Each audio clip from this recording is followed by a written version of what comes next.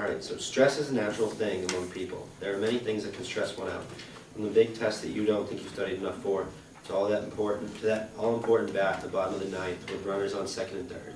Stress is something that is necessary in the life of the average person because without it, you wouldn't feel the need to prepare for important events. One of the more important stressors that everybody has to eventually face in their life are interviews.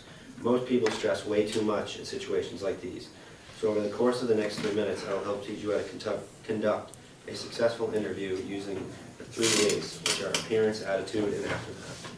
If you follow these 3 steps, then you will be successful, and stress will not be a problem for you.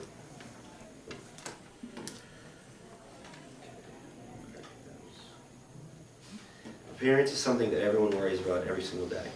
So you can imagine the exponential increase walking into the interview and wondering whether you are well-dressed or overdressed. The biggest thing that you want to remember is to keep it formal and classy. Suit with a shirt and tie and dress pants is all that you really need. Physical appearance is not the only thing you need to think about. The mental aspect of it is probably even more important. Are people hired for dressing nicely? No, they are hired for having confidence and understanding the subject that they are going into. So remember, when you are walking into the room, keep your posture upright, make eye contact, and smile. The most important part of your interview is the opening part. Similar to a good paper, you need a good hook in order to be successful. Appearance may be the most important part of an interview, but knowing what you're doing and being involved is another key factor.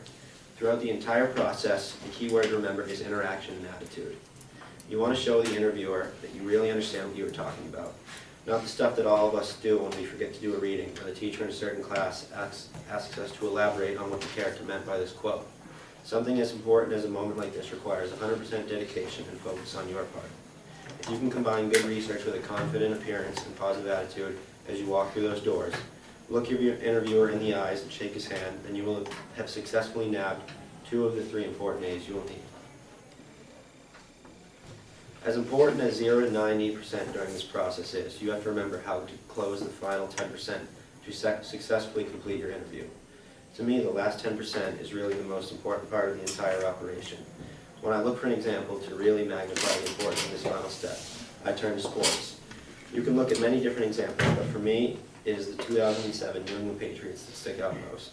A team that is 1 win away from being perfect, and they don't focus that last game and lose it all. So when finishing your interview, you want to let the interviewer know that you are really serious about the job. What you want to do first is send a thank you letter, letting the person know that you are thinking about the job. Then just stay in touch with the interviewer and the company until you receive a definite answer. Looking back on my own experiences, I can certainly draw from the new information that I've learned about this topic. This is one of those many things that people would rather pass up on than go through with in their lives. Yet once you get to the other side of this tunnel, you can look back on it and realize that it wasn't all that bad. And doing something like this that is really difficult for someone will help them realize that it isn't always bad to try new things. So next time you are nervous for an interview and you don't think you can do it, just remember the 3 A's and you will be successful.